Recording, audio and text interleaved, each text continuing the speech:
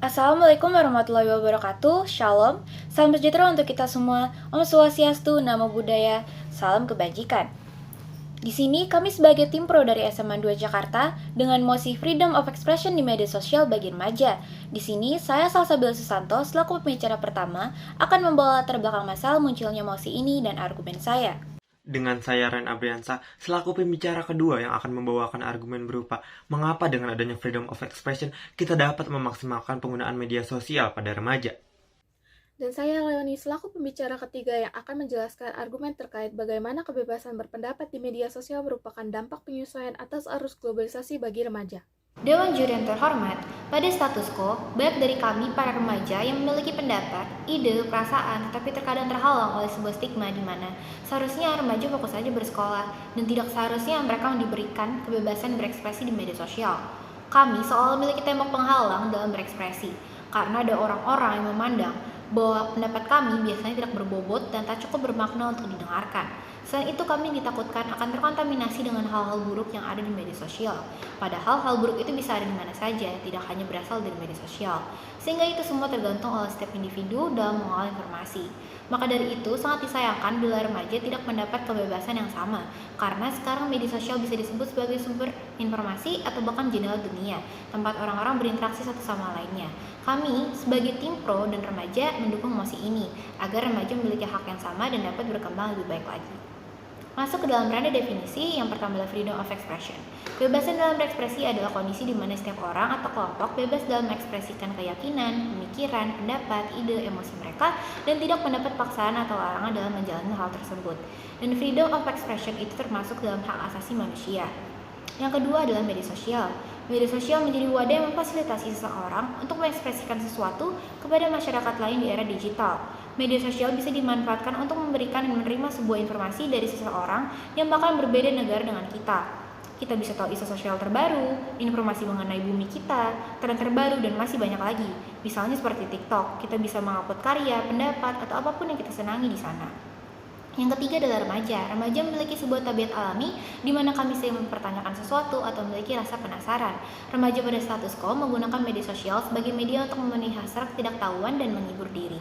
Penting bagi remaja untuk bersosialisasi dan mengetahui banyak hal baru dalam proses pengembangan diri menuju dewasa. Masuk ke dalam ranah argumen saya, yakni mengapa memberikan kebebasan berekspresi di sosial media untuk remaja dapat terjustifikasi. Alasannya adalah adanya hak asasi pada setiap masyarakat. Negara Republik Indonesia sangat menjunjung tinggi hak asasi manusia dan kebebasan dasar sebagai hak yang sudah sangat melekat dan tidak terpisahkan oleh manusia itu sendiri.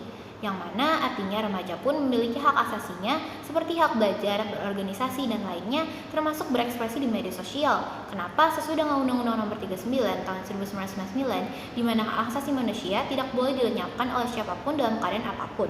Karena pada diri manusia selalu melekat tiga hal, yaitu hidup, kebebasan, dan kebahagiaan. Selain itu, pada Undang-Undang 1945 Pasal 28E ayat 3 berbunyi, setiap orang berhak atas kebebasan berserikat, berkumpul, dan mengeluarkan pendapat. Dan media sosial menjadi platform yang praktis untuk bersosialisasi di status quo, sehingga media sosial menjadi tempat yang cocok untuk remaja berkembang di tengah sikap mereka yang sedang mencari jati dirinya atau butuh aktualisasi diri dari orang lain di era modern ini. Jika orang dewasa memiliki kebebasan berekspresi di media sosial yang berlandaskan HAM, lalu kenapa remaja tidak? Masuk ke dalam substansi argumen kedua kami, yaitu mengapa dengan adanya freedom of expression kita dapat memaksimalkan penggunaan media sosial pada remaja. Poin pertama kami yaitu media sosial sebagai sarana media ekspresi. Ketahuilah bahwa adanya kebebasan terhadap diri seseorang membuat ia memiliki kebebasan dalam akun media sosial orang tersebut, sehingga dia bebas untuk menggambarkan dirinya pada media sosial, seperti yang sudah diketahui bahwa media sosial adalah sebagai sarana ekspresi ataupun kreasi. Dapat diambil dari contoh kasus di mana ketika kita bisa menggunakan media sosial sesuai dengan apa yang kita mau. Ketika kita mendapat hate speech atau sesuatu feedback yang dirasa tidak baik, kita memiliki hak untuk blok atau filter feedback konten tersebut. Mereka bisa menolak sesuatu dan bisa memiliki hak untuk mengekspresikan sesuatu. Kesimpulannya yaitu dengan diberikannya kebebasan berekspresi di media sosial untuk remaja, kami sebagai remaja bisa semakin berkembang dan bisa mengetahui mana sisi yang buruk dan mana yang tidak. Kita bisa belajar dari berbagai perbedaan ekspresi atau opini yang terdapat dalam media sosial, atau bahkan kita bisa menumbuhkan kesadaran terhadap isu-isu tertentu dan bisa memberikan pendapat atau ide kita untuk menyelesaikannya. Kemudian remaja pun bisa membuat akun yang sangat pribadi ataupun selektif terhadap konten yang ada di media sosial dan lingkup pertemanan sehingga tidak adanya orang-orang yang juli terhadap perlakuan dia di media sosial dan ia pun bebas terhadap apa yang ingin dilakukan di akun tersebut. Karena hal itulah yang akan membuat remaja bebas dalam menggunakan media sosial. Masuk ke poin kedua kami, yaitu banyaknya opini dari pengguna media sosial lainnya. Pada saat ini sudah sangat banyak sekali pengguna media sosial di masyarakat pada setiap kalangannya. Ketahuilah jika kita menggunakan media sosial pastinya banyak sekali opini atau pendapat pengguna lain yang berbeda dari opini kita sehingga kita dapat melihat dari sisi lain yang tidak hanya berfokus pada opini kita sendiri, tetapi kita harus bisa menerima atau menghargai opini orang lain dengan baik agar tidak akan terjadi perdebatan yang ricuh.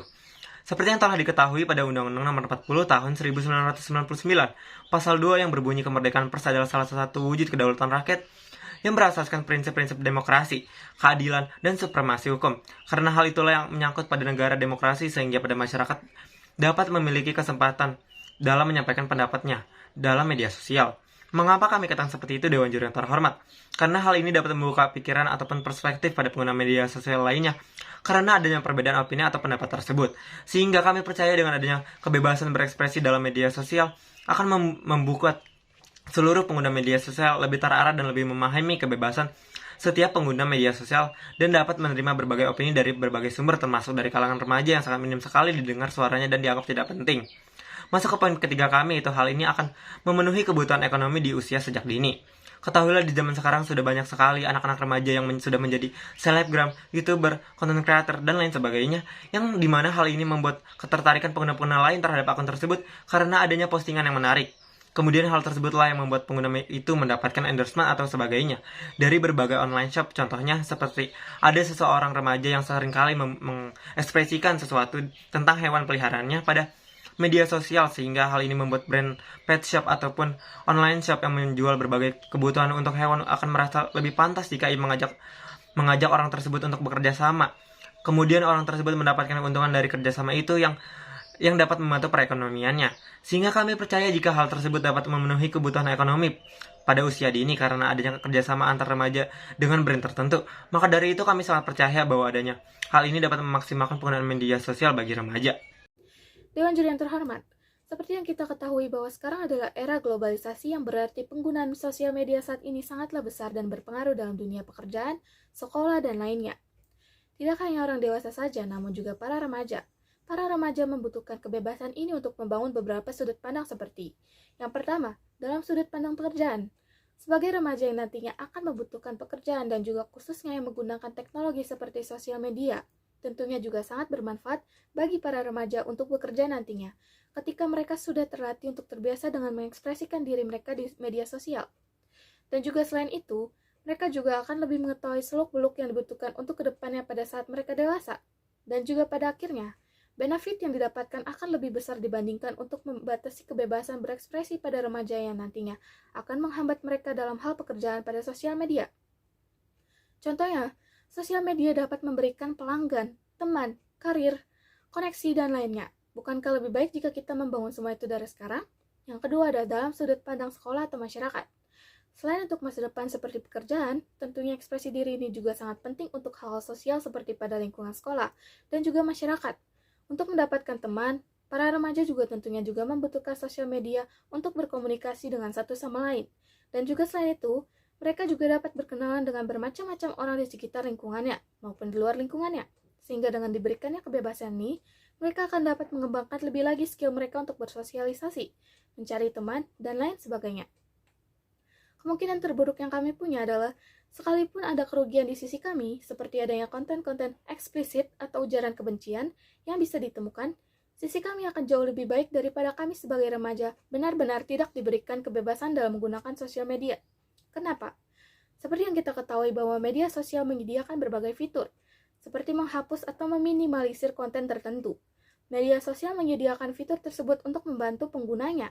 Selain itu, remaja yang menyalahgunakan kebebasan berekspresi bisa menerima sanksi sosial atau timbal balik dari masyarakat di media sosial, dan mereka akan menerima resikonya, seperti contohnya, diadili oleh para netizen pengguna media sosial, dan juga semua tindakan atau ucapan mereka di media sosial pada akhirnya bisa menjadi bentuk pendewasaan dan pelajaran bagi mereka.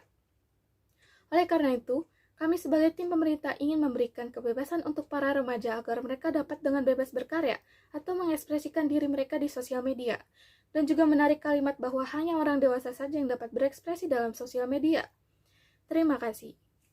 Seman 2 Jakarta tim C siap untuk menjadi juara.